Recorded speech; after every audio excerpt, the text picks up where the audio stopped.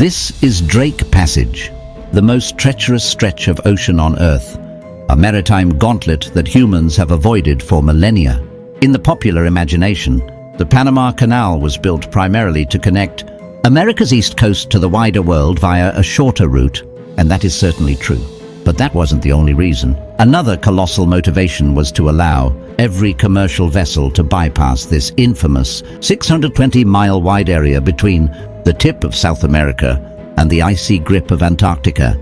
This is the point where the Pacific, Atlantic, and Southern Oceans collide in a chaotic, watery arena. But why is it called Drake Passage? And what exactly happens here that makes crossing it even today akin to flirting with death? To find the answer, we must voyage back to the 16th century, to the age of exploration, empire, and one particularly formidable pirate, Francis Drake's accidental legacy. Our story begins in the 1570s, a time when the British and Spanish empires were locked in a global struggle for dominance. Roaming the Atlantic Ocean was a name that struck fear into Spanish hearts. Francis Drake. He was no ordinary pirate. He was a privateer, operating with the direct sanction and support of the British Crown. Under this banner, he raided African towns, plundered wealth, and captured slaves for England, making himself a hero to the British Empire.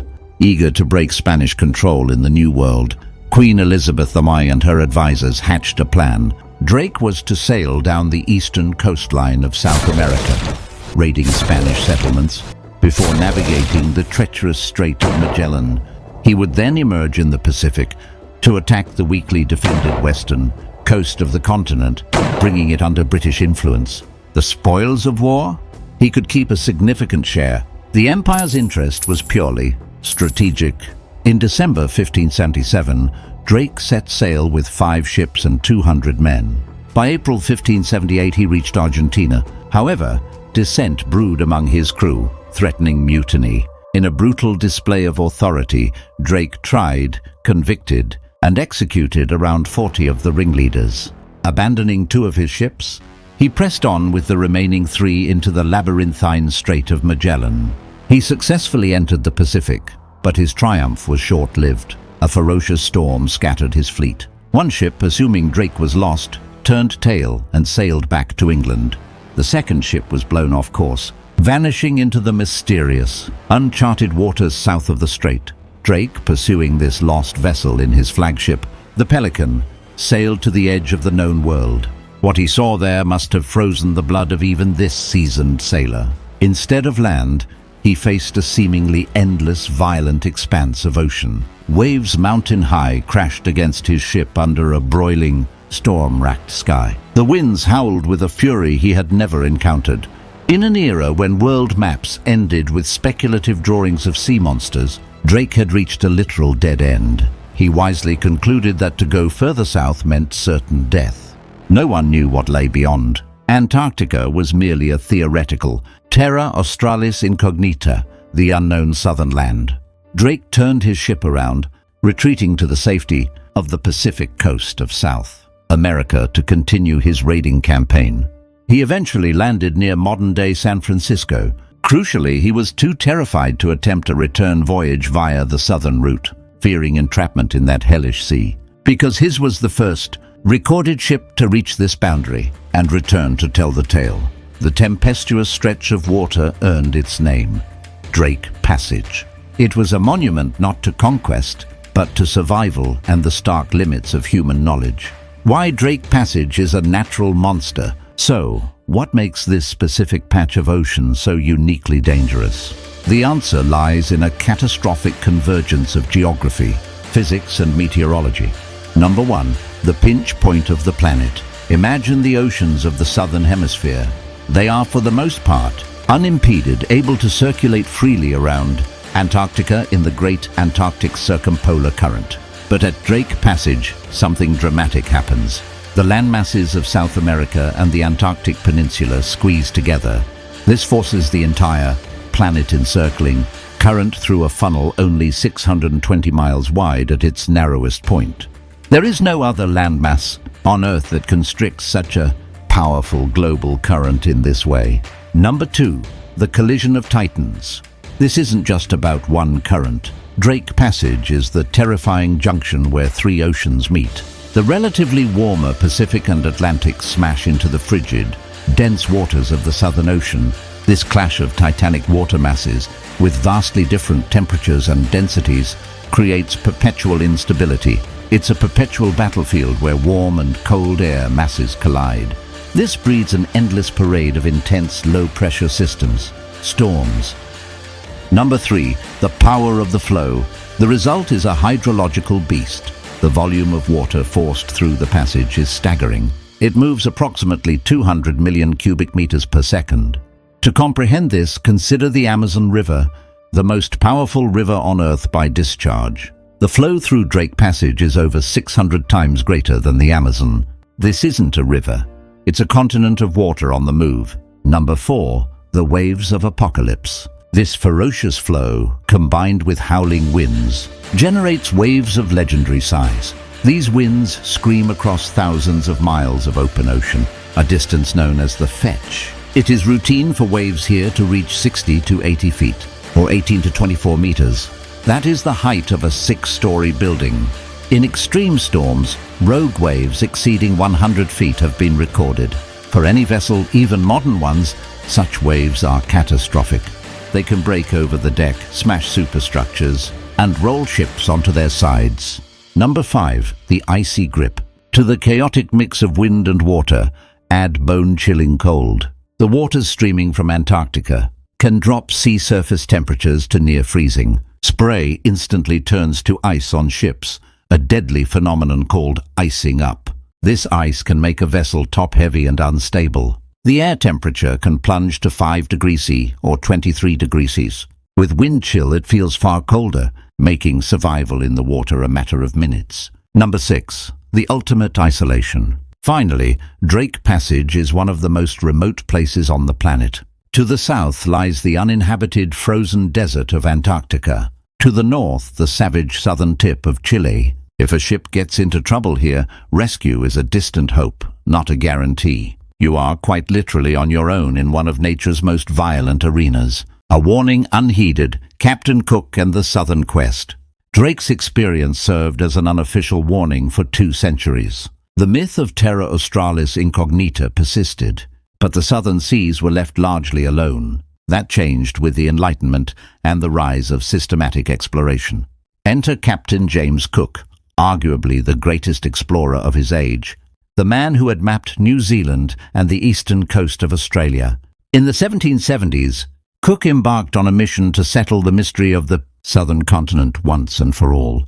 Sailing deep into the Southern Ocean, he circumnavigated Antarctica, proving it was a landmass surrounded by ocean, not just attached to other continents.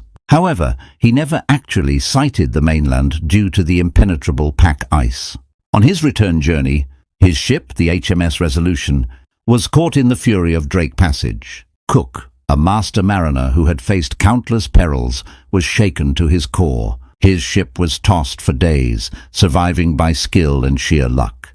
He wrote in his journal a warning that echoes through history. The risk one runs in exploring a coast in these unknown and icy seas is so very great that I can be bold to say that no man will ever venture farther than I have done. He advised the world that the dangers of searching for the southern continent far outweighed any possible gain.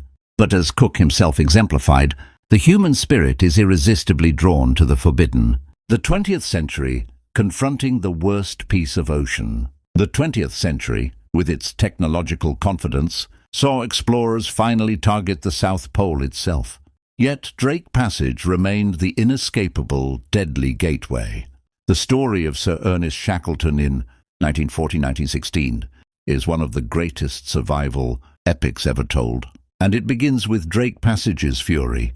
Shackleton's ship, the Endurance, was not aiming for the passage, but was caught in its peripheral ice fields after a brutal transit through the Weddell Sea. The pack ice trapped and eventually crushed the Endurance, leaving his men stranded on the ice. What followed is legend. Shackleton and 5 men made an impossible 800-mile voyage in a 22-foot lifeboat, the James Caird, across the very heart of the Southern Ocean, a journey that included navigating the conditions of the Drake Passage. After 16 days of hell, battling constant freezing spray, hurricane-force winds, and navigating by dead reckoning, they miraculously reached South Georgia Island. Shackleton later described the Southern Ocean as the worst piece of ocean in the world. His survival and the subsequent rescue of every single man from his expedition stands as a testament to human endurance, but also as a chilling affidavit to the region's unparalleled violence.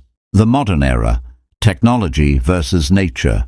You might think that with modern satellite forecasting, radar and ice-strengthened hulls, Drake Passage has been tamed.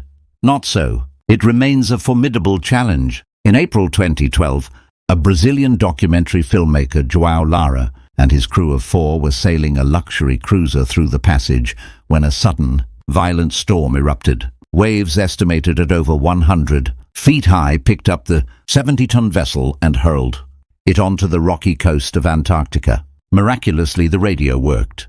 They sent a distress call to Chile, but the weather was so catastrophic that it took the rescue team 4 days to reach them. All survived, but their boat was destroyed, a modern reminder of the passage's raw, unpredictable power. While such dramatic accidents are less common today, the danger is constant. The majority of the world's commercial shipping categorically avoids it.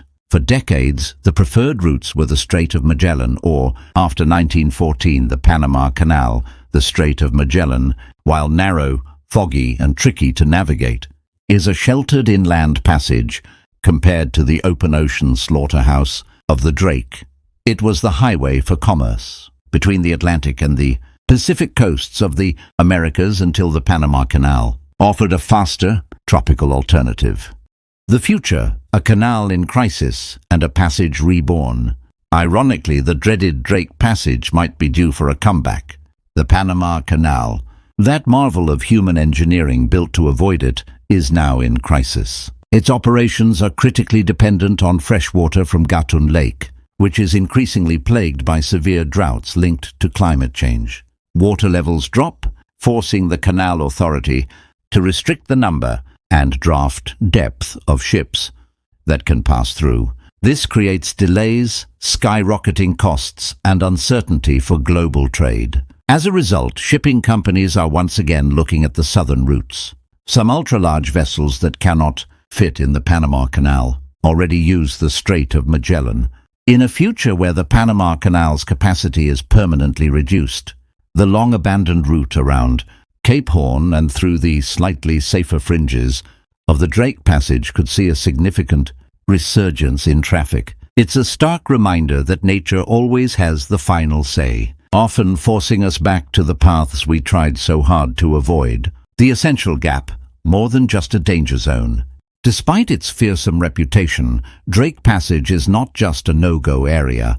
It is a critical component of our planet's climate system. It is the primary channel through which the massive Antarctic circumpolar current flows, connecting the world's oceans and acting as a global conveyor belt for heat, carbon and nutrients. This current helps regulate Earth's temperature. Furthermore, as Antarctica's ice sheets melt in a warming world, the fresh water enters the global ocean circulation primarily through this passage, with profound implications for sea level rise and climate patterns worldwide. Drake Passage, therefore, stands as a profound metaphor. It is a lesson in humility. For all our technology, our GPS, our sonar, our million-ton container ships, we are still utterly at the mercy of nature's primordial forces in places like this. The waves that terrified Francis Drake are the same waves that challenged Shackleton and that threaten modern ships today. We have mapped it, we understand it, but we have not conquered it. It reminds us that there are still frontiers on Earth where human ingenuity meets its match, where the planet asserts its power in the most visceral way possible. It is a place that commands not conquest, but respect.